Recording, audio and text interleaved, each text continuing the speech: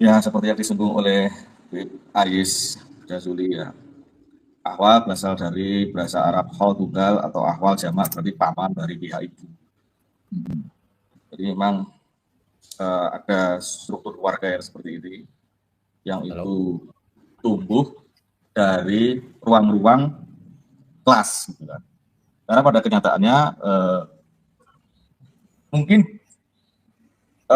pada awalnya memang dibentuknya untuk kekeluargaan, bisa jadi begitu.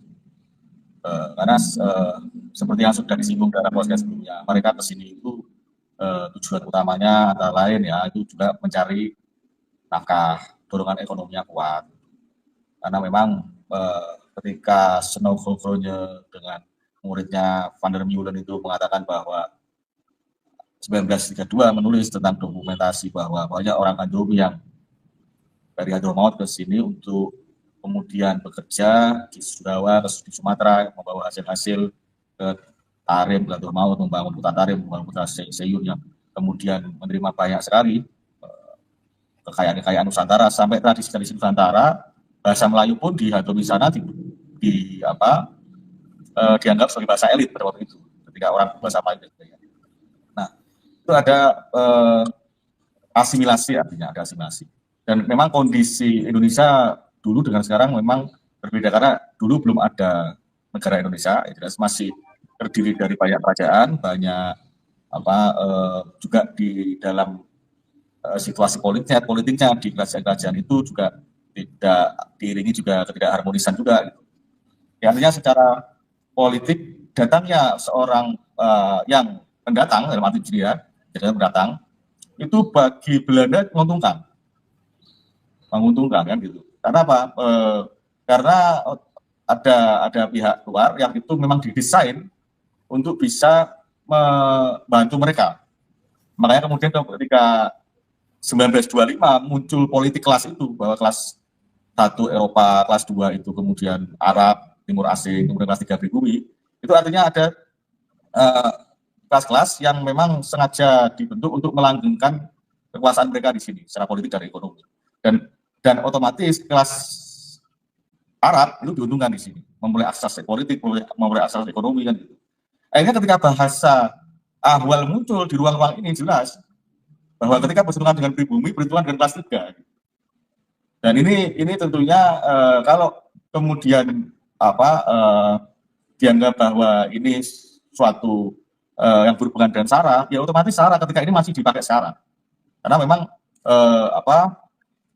Indonesia sudah merdeka, tapi dampak daripada politik kelas ini yang kemudian yang terjadi prakteknya dalam masyarakat itu ketika orang menyebut jamaah, orang menyebut ahwal itu ya pemisahan bahwa kamu bukan bagian dari saya, kamu itu bagian dari bukan bagian dari kemuliaan nasab saya, kamu itu bagian dari orang luar. Yuk keluarga tapi secara garis nasab tidak kemudian tidak memperoleh presiden itu. Nah itu sekarang sepertinya masih juga dipakai di beberapa kelompok-kelompok, terutama kelompok Balawi kan, untuk membedakan itu. Dan itu sangat melukai yang jelas kalau itu masih dipakai ya. Artinya ketika kemudian apalagi kepalsuan dari nasab mereka sudah mulai terbongkar, sudah mulai terkuak, kualitasnya tidak bisa dipertanggungjawabkan. Harusnya ini masalah-masalah awal ini tidak usah dipakai, tidak usah muncul. Bahkan tidak perlu muncul mengaku nasab Rasulullah itu, harusnya kan begitu. Kalau masih muncul ya ini saya anggap mereka nggak punya malu. Karena apa? Karena begitu terang benderangnya nasabnya yang sudah tidak valid itu didukung dengan data ilmiah, didukung dengan DNA dan sebagainya, masih mengaku itu ya tabu lah harusnya. Dan ini tidak perlu merasa malu bahwa kita walaupun nggak menyambung nasab pada Rasulullah, tetap manusia, tetap mulia, tetap Allah itu menciptakan keturunan Nabi Adam itu dimuliakan dan gitu. Jadi bahasa-bahasa yang sebenarnya secara kesejarahan itu menimbulkan keluka, sentimen-sentimen yang kemudian secara hati itu melukai pribumi, itu tidak usah dipakai. Karena mau bagaimanapun juga pribumi atau orang Indonesia itu menjunjung kesetaraan, menjunjung yang namanya egalitarian. Pasti orang itu tidak, kalau kita mau dihormati, ya kita harus menghormati orang lain kan gitu. Kalau kita diri kita itu nggak mau direndahkan, ya jangan merendahkan orang lain gitu. Jadi jangan membungkus bahasa-bahasa ini kan bahasa-bahasa yang seolah-olah memuliakan, ternyata di situ jebakan sebenarnya, jebakan untuk merendahkan orang lain, hanya diksi-diksi aja yang akhirnya itu bermain di wilayah itu gitu. Dan bagi yang masih memakai itu ya semoga cepat meninggalkan, karena itu ya bisa nanti kalau memang itu dirasa ada pihak yang merasa terluka dengan istilah-istilah itu melalui undang-undang, melalui KUHP baru, melalui tuntutan-tuntutan hukum yang berpotensi muncul bisa terpakai dengan aturan-aturan baru itu. Jadi saya harap lebih bijak lah dengan menggunakan istilah itu di era sekarang. Kalau di era dulu-dulu ya memang politik kelas itu yang mewarnai gitu. Kalau sekarang ya tidak perlu, apalagi tradisi yang bagi orang Hadromi sendiri, tidak semua orang Hadromi seperti itu kan gitu. Khususnya di luar Ba'alawi tidak seperti itu juga. Tradisi awal, tradisi jamaah itu yang ada di Ba'alawi. Dan karena ini orang-orang yang di luar Ba'alawi, Arab di luar Ba'alawi ini banyak berkumpul dengan Ba'alawi, jadi ketularan gitu loh. Soalnya jadi jamaah semua Arab, yang nggak Arab terus jadi awal gitu. Itu ya, untuk kelas juga akhirnya gitu. Untuk mengatakan bahwa kamu pribumi, saya lebih tinggi, saya Arab, apalagi saya masih sujuri Sayyid, sujuri Habib, di bawah kan. Ya Bang Ibu dulu Mas Gus Ayus. Terima kasih Mas Kentonowu nih. Jadi kalau sekarang itu sepertinya ahwal dan jamaah itu seperti ingin membedakan keturunan yang punya nasab tadi dengan ahwal yang muhibin gitu kan. Karena itu kan pergeserannya begitu. Jadi ini yang punya nasab ke Nabi, ahwal yang muhibinnya bergesernya ke arah situ. Nah, itu sebenarnya kalau dihubungkan dengan ini saya pakai disiplin hukum ya, pakai disiplin hukum itu ya bermasalah sekali kan gitu. Ada semacam primordialisme, ada semacam eksklusivitas tadi kan gitu. Jadi kalau ada seperti itu ya artinya pelanggaran saranya itu kental sekali di situ. Padahal kalau sara itu undang-undangnya jelas, kita nggak boleh gitu kan. Sudah ada undang-undang nomor tentang sara itu. Ya, di undang-undang yang terbaru pun ada di undang-undang 401 2023 yang undang-undang KUHP itu juga mengatur pasal 300, artinya ada ancaman menghukum siapa saja yang melakukan perbuatan bersifat permusuhan, menyatakan kebencian atau menghina agama di muka umum itu. Kemudian juga penyebaran pasal 242 ujaran kebencian antar golongan, penyebaran informasi yang mengandung kebencian berdasarkan sara. Kemudian juga undang-undang ormas juga melarang sara 59 ayat 3. Ormas dilarang melakukan tindakan permusuhan terhadap suku, agama, ras, golongan. Karena begini, kalau kaderisasi melalui Robitoh Alawiyah itu terus berlangsung, ya otomatis akan terus begitu. Karena memang akarnya di mereka. Jadi yang kemudian Al-Irsyad, yang kemudian ketika memisahkan diri menjadi Robitoh Alawiyah itu ya itu semakin menjaga jarak dengan pribumi, bahkan sesama Hadromi sendiri menjaga jarak gitu katanya. Jadi itu ya, dan kemudian kalau ini sebenarnya kan persoalan yang dari dulu itu muncul persoalan kafaah kan gitu. Awalnya masalah kafaah, ini kesini yo kafaah gitu, dibawa ke sini gitu, dan sampai ketika ada persoalan misalnya ya Habibah lah atau perempuan Ba'alawi itu, sampai mereka itu merasa bahwa peraturan itu pun sebenarnya sangat artinya mencengkram mereka, mendorimi mereka, karena mereka jadi kesulitan kan gitu. Kan nggak setiap wanita itu punya persamaan dalam perasa dan segala macam kan, jadi mereka pasti juga bergaul dengan golongan lain dan pasti mereka akan terganggu sekali, dan masalah-masalah seperti ini kan banyak gitu. Iya, betul. Dan mereka pun kaum Ba'alawi itu dengan mudahnya mengawini yang pribumi, wanita-wanita pribumi dengan kelasnya itu.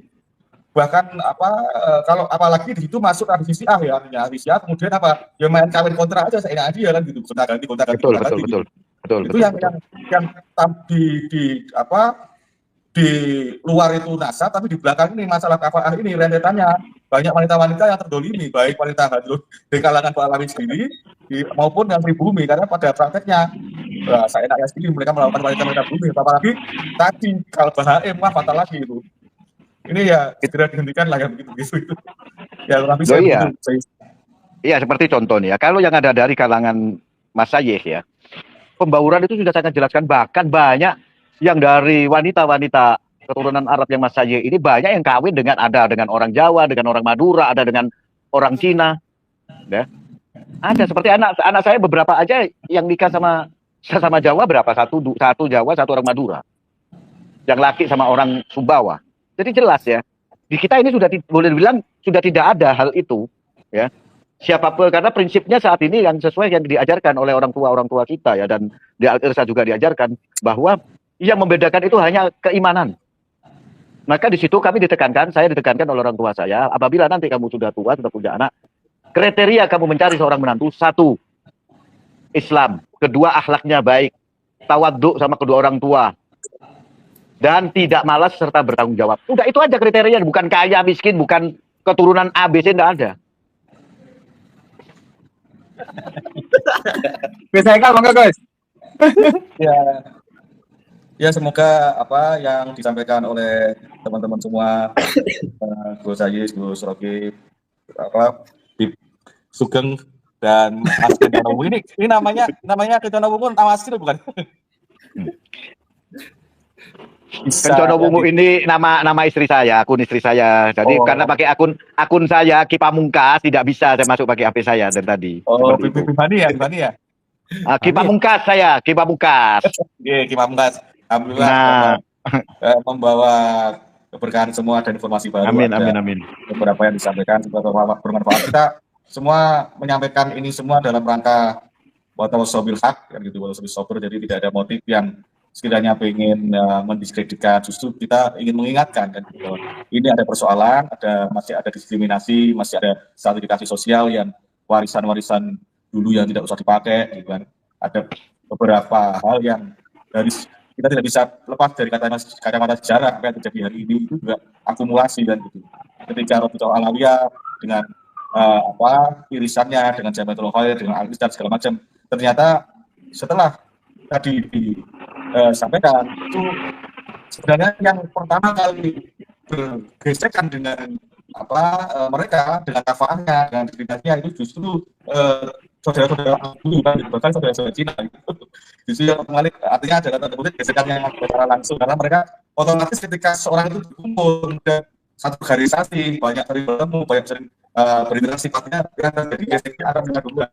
Apalagi dulu pribumi cukup kasta atau sebagainya memang dibentuk oleh Belanda atau Jose itu kita tahu ada kebetulan dengan kasta atasnya itu jarang gitu. Otomatis jarang kebetulan ya, memang diawasi kan gitu, memang tidak boleh berkumpul gitu kan. Di budayanya kalau itu kan biar tidak kumpul, biar tidak saling mempengaruhi kan gitu. Otomatis ketika kelas-kelas ini semakin hebat itu yang diuntungkan Belanda. Nah kemudian pertanyaannya, kenapa kelas ini itu kemudian masih dibawa di era modern? Siapa yang diuntungkan? Ketika kelas ini terus dibawa, kemudian bersinggungan dengan debat umum, melanggar SAM, melanggar undang-undang, ini siapa yang diuntungkan? Kalau ternyata Alawi sendiri pada kenyataannya tidak pernah bersama kepada Rasulullah, rasanya juga dipertanyakan, justru menyebut fitnah. Artinya keberadaan mereka itu dengan organisasi itu untuk apa? Untuk menguntungkan siapa gitu. Ketika wawasan kebangsaan, wawasan tadi sesama umat Nabi Muhammad sudah dibawa, terus itu mau membawa apa gitu. Ketika itu sudah tidak relevan lagi di zaman sekarang, dan bukti-bukti yang sudah terungkap sekian banyaknya ketika mereka semakin melawan dengan tradisinya yang lemah itu, dengan budayanya yang lemah itu, artinya semakin mereka memalukan dirinya. Apakah dia nggak melihat tradisinya gitu. Kalau masih membawa semangat itu, apakah anaknya, cucunya, tidak berpikirkan. Karena imbas kafaannya ketika ini sudah terbuka, mereka akan semakin terkucil. Bahwa itu kan dari sekian 80 juta rakyat itu kan berapa persen? Dari berapa persen? Masa mereka tidak mau membangun, justru mengucapkan diri kan gitu. Itu kan apa yang bisa dipikirkan. Semakin mereka membawa prinsip yang memborong keluar itu, semakin mereka akan terjauh dari masyarakat, atau terjauh dari komunitas global, komunitas yang lain sesama umat Rasulullah tadi. Ya semoga pemerintah juga tidak tinggal diam. Artinya ini ada persoalan yang seperti dikatakan Gus Rocky tadi, ada warisan-warisan kolonial yang masih dalam kacamata pemikiran masih menjajah kita gitu. Bahkan itu dilembagakan seperti Rabi'ah Alawiyah itu kan warisan lama gitu yang tidak perlu dipertahankan lagi gitu. Ya kira cukup gitu Mas Gus Ais.